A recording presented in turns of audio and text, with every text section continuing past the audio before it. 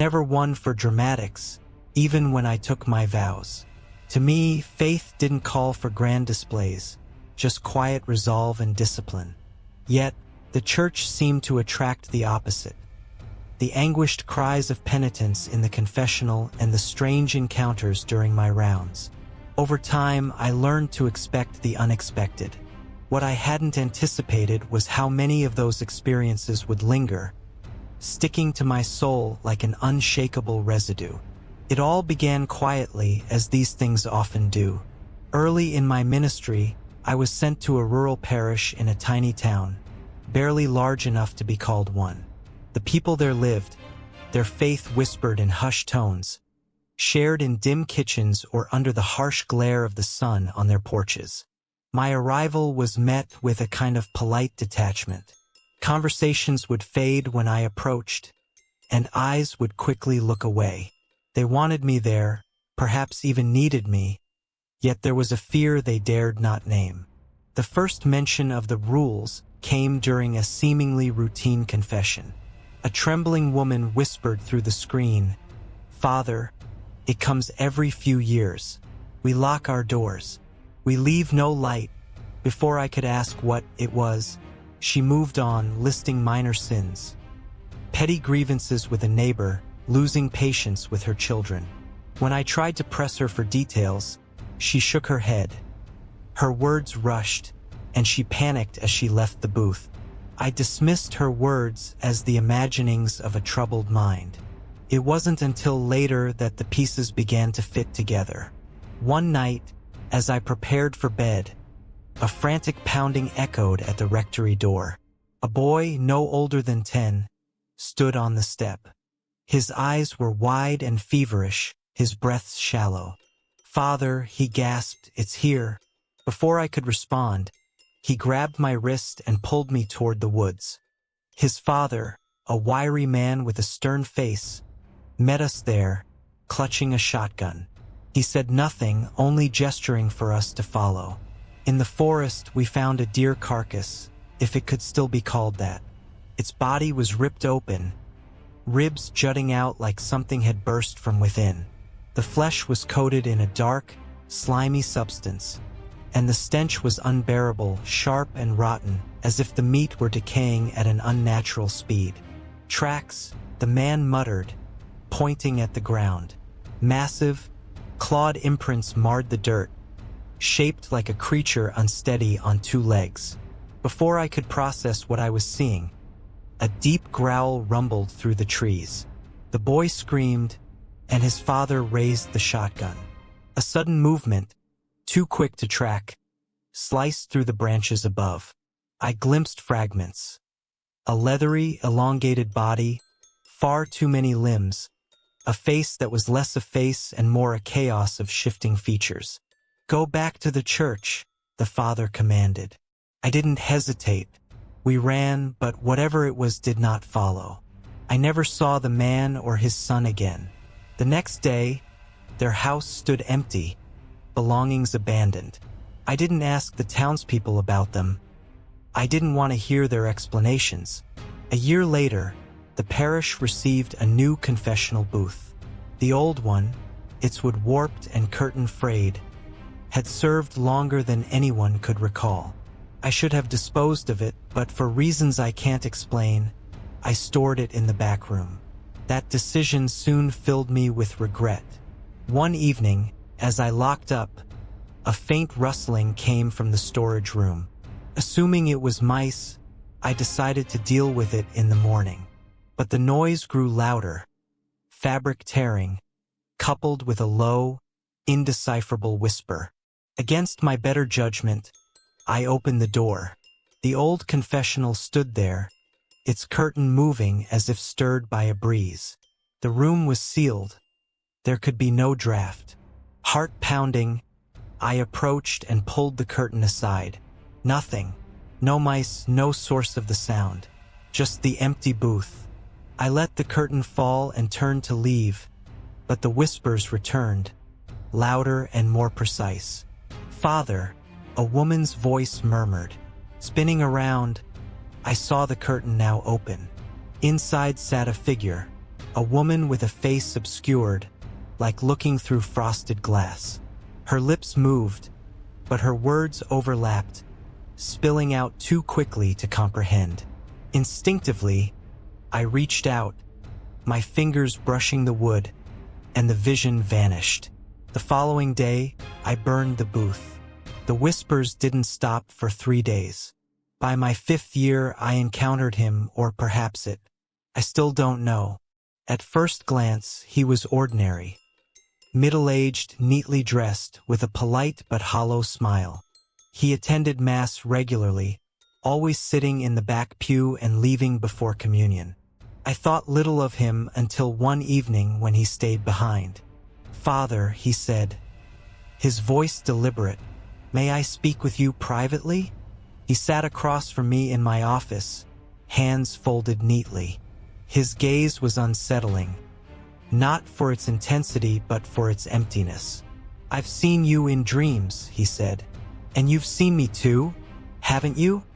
I started to respond, but he cut me off. "No, don't answer. I already know." As he spoke, I noticed his eyes. Black. Not dark brown or hazel, but pure, liquid black, reflecting nothing. His smile widened, revealing too many teeth. "I've been here a long time," he continued. "Longer than you.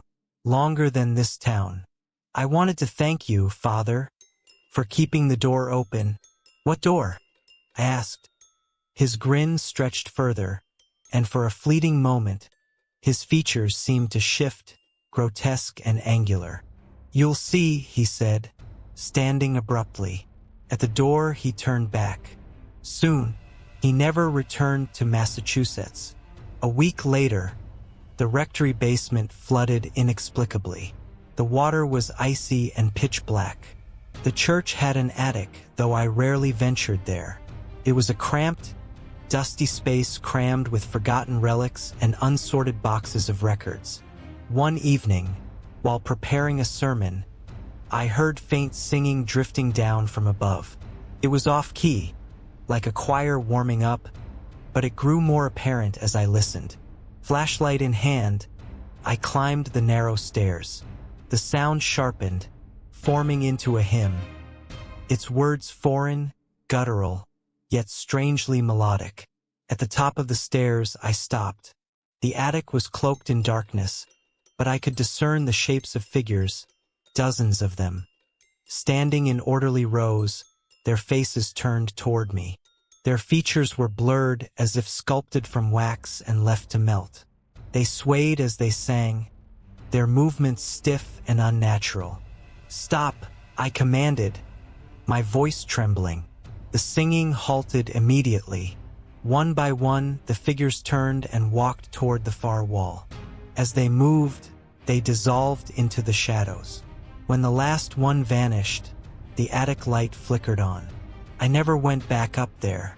Years later, I re-encountered him, the black-eyed man. He stood at the edge of the graveyard as I presided over a burial. When the ceremony ended, he approached, wearing the same unsettling smile I remembered. "It's open now," he said. "You've done well." I didn't reply, couldn't. I thought his presence would haunt my dreams, but his parting words faded into the busyness of parish life. The church had a way of consuming your focus with the tangible. The soup kitchens, leaking roofs, and dwindling donations. I wanted to believe he was a figment of my imagination, born of sleepless nights and exhaustion. Yet, a lingering unease remained.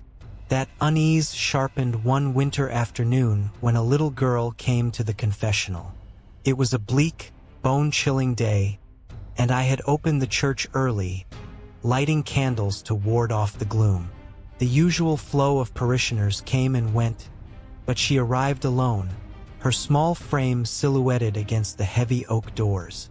She appeared no older than 7 or 8, wearing a thin, pale blue dress inappropriate for the weather.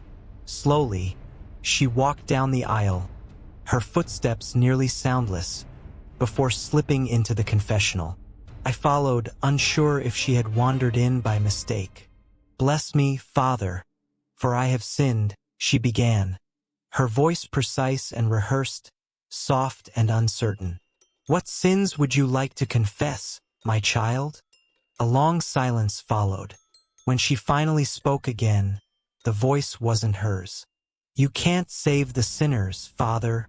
The words were coarse, gravelly, like stones grinding together. "They belong to me now." Before I could react, her voice shifted back to a childlike, sing-song tone, delivering what sounded like a poem or chant. It echoed through the confessional. "They come with their guilt, their whispers, their lies, but their souls are mine when the body dies. Their prayers fall flat, their tears turn cold, for faith won't save what I already hold. You stand at the altar, you preach and you pray, but every sinner you bless will wither away. My chains are forged, their links are tight, and I'll drag them all screaming into the night." My hands gripped the wooden sides of the confessional, trying to steady myself. "Who are you?"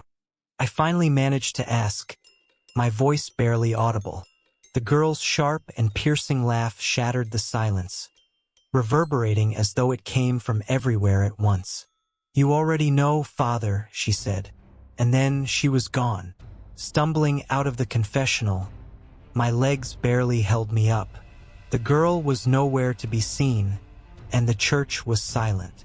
The only sign she had been there was a faint, acrid scent of sulfur. A few weeks later, I received a call to bless a nearby home. A family who had recently moved in reported strange occurrences almost immediately. Doors opening and closing on their own, a persistent chill, and most disturbingly, the sound of a woman sobbing in the dead of night. When I arrived at the house, I felt wrong. The family, a young couple with an infant, looked exhausted and on edge. "She comes every night," the wife explained, clutching the baby tightly to her chest. "Always at the same time, midnight. We hear her crying. But when we check, there's no one there." I began the standard rites, sprinkling holy water in every corner of the house and reciting the prayers of exorcism. Just as I finished, the sobbing started. It began softly, almost imperceptibly, but it grew louder with each passing moment. This wasn't ordinary crying. It was wailing, raw, and agonized, as if someone were enduring unbearable torment. The sound came from upstairs. Against my better judgment, I followed it. The main bedroom was empty, yet the wailing was deafening. As I turned to leave, I saw her. She stood in the corner, facing the wall. Her figure was draped in a wedding gown, yellowed with age and frayed at the hem. The veil obscured her face, but damp strands of hair clung to the fabric, sticking out at unsettling angles. "Leave," I commanded, holding up a crucifix. My voice remained steady, though my hands trembled. Slowly, she turned. Her movements were jerky and unnatural, as though manipulated by unseen strings. As her veil lifted slightly, it revealed a face that was anything but human. She opened her mouth to scream, but no sound emerged. Instead, the walls of the room began to tremble violently. Furniture toppled, and the air became thick with the stench of rot and decay. I recited every prayer I could recall, my voice rising as she advanced. Finally, she stopped. Her form flickered like a failing light before vanishing entirely. The house fell silent after that, but the family moved out a week later. I didn't blame them. The church bell hadn't rung in years. Its structure cracked, and its mechanisms corroded. Yet one night, long after I had gone to bed, it began to toll. The harsh, uneven clanging jolted me awake. It wasn't the melodic chime I remembered from years ago. It sounded as if someone were striking the bell with brute force. Grabbing my coat, I rushed to the bell tower. The climb was grueling, the ancient staircase creaking under my weight. At the top, I found the bell swinging wildly, though there was no wind and no sign of anyone who could have set it in motion. Then I saw it, a figure hunched in the corner. Its head was bowed, and its gnarled, skeletal hands clutched a length of frayed rope. Slowly, the figure raised its head. It tilted slightly as if scrutinizing me, then rose to its full height. I stepped back, nearly losing my footing on the narrow platform. With a guttural, inhuman sound, it reached for me. Before it could make contact, the bell let out one final, ear-splitting toll. The figure dissolved into smoke, leaving only the frayed rope behind, which fell in a heap on the floor. Over the years, the strange occurrences became more frequent, each one more baffling than the last. They felt like trials designed to erode my resolve. But nothing could have prepared me for what happened last summer. It was late in the evening, and I was locking up the church when I noticed a man standing by the altar. He faced away, his posture unnaturally stiff. "I'm sorry, we're closed," I called out, but he didn't move. Approaching cautiously, I realized he wasn't standing. He was hovering, his feet just inches above the ground. His head snapped around, and I froze. It was the black-eyed man. "You should have listened," he said. His voice layered as if multiple voices spoke in unison. "Listen to what?" I asked, my words unsteady. "To the girl. To the bride. To all of them," he replied, stepping closer. "You think you can save them, but you can't. They belong to me." I raised the crucifix instinctively, but he only laughed. A hollow, chilling sound that made the walls quiver. "It's too late, Father. The door is open." And just like that, he disappeared, leaving me standing alone in the silent church. But they always come back. I've never sought confrontation. My role, as I've always understood it, has been to guide and protect through faith, not force. But after hearing the black-eyed man's warning, those haunting words, "The door is open," I realized I could no longer stand idle. This wasn't mere supernatural mischief or a test of faith. Something much larger loomed, and it wouldn't stop until it devoured everything. That night, I began preparing.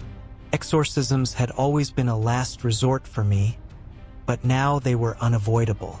I unearthed old texts from my seminary days, ones I had studied but prayed I'd never need.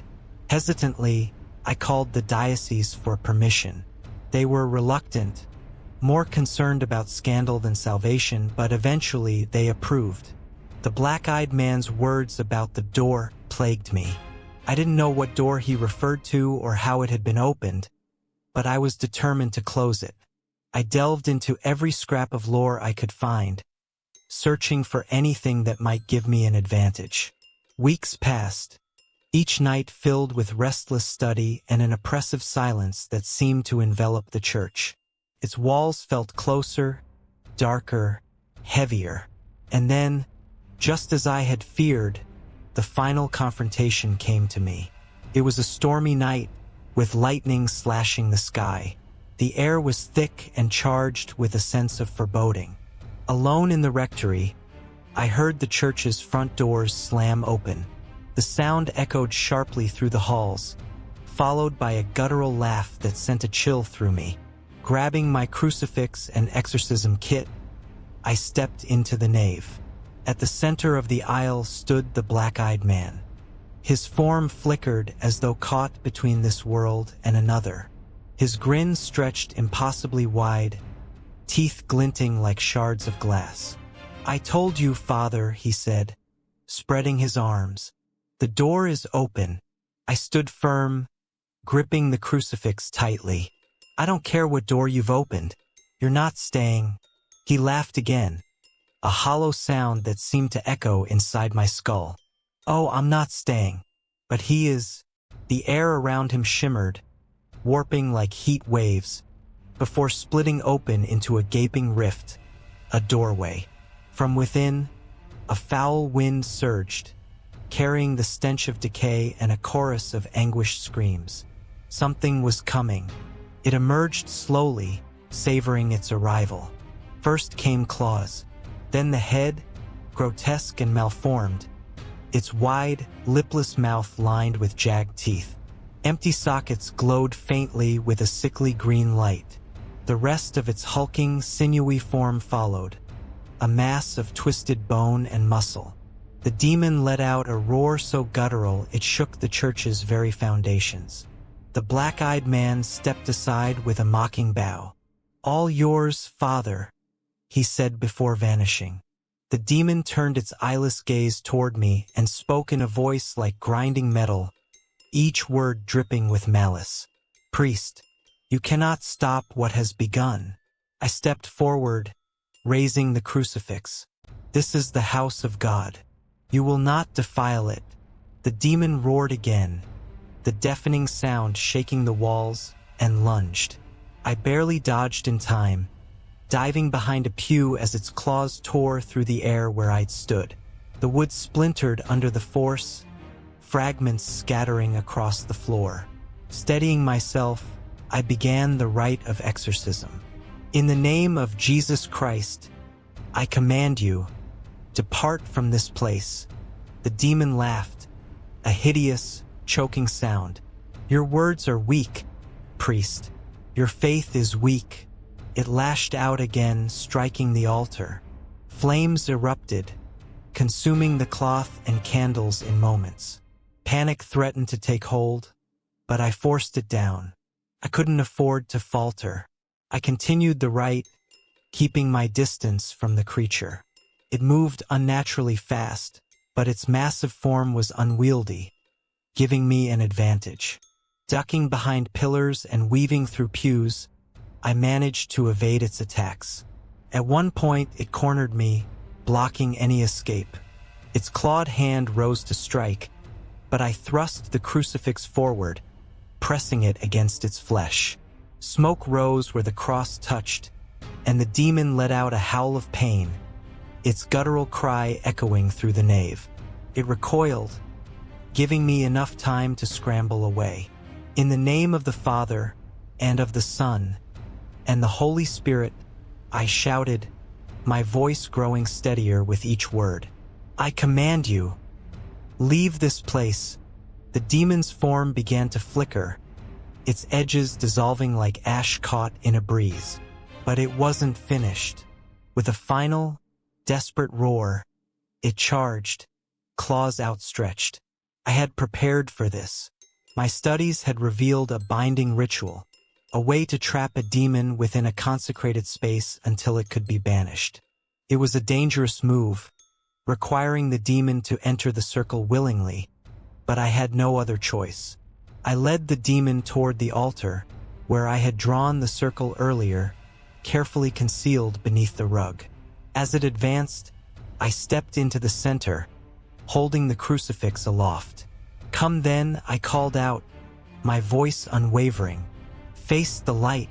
The demon hesitated, its empty sockets narrowing as though sensing the trap. But rage consumed it, overpowering its caution. With a guttural snarl, it lunged. The instant its claws crossed the boundary of the circle, the symbols ignited, glowing with a brilliant golden light. The demon let out a piercing scream, thrashing violently as the circle's power bound it. I began the final incantation, my voice rising above its tortured howls. "By the power of Christ, I bind you. By his blood, I condemn you. Return to the pit from which you came." The light grew even brighter, enveloping the demon completely. Its grotesque form twisted and shrank, collapsing inward as it was dragged back through the rift. With one final, deafening roar, it disappeared, and the rift sealed shut with a resounding crack. The silence that followed was profound. The flames at the altar extinguished themselves, leaving behind charred wood and the faint smell of smoke. The church was in ruins, pews overturned, statues shattered, but the battle was over. The demon was gone. I fell to my knees, clutching the crucifix tightly. For the first time in what felt like an eternity, I prayed not in desperation, but in profound gratitude. In the weeks that followed, the church was slowly repaired with the help of the congregation. Many had heard the commotion that night but had been too afraid to enter. When they saw the destruction, they asked questions, but I gave only vague answers. The whole truth would have been too much for them to bear. The black-eyed man never returned. The rift remained closed. Whatever door had been opened was now firmly sealed, locked by faith and fire. For the first time in years, I felt a sense of peace. I knew it might not last. Evil always finds a way to exploit even the most minor cracks.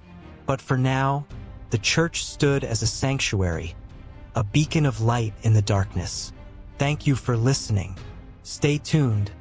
There are more incredible stories coming your way in the next few weeks. Don't forget to like, comment, and subscribe. Have a good night.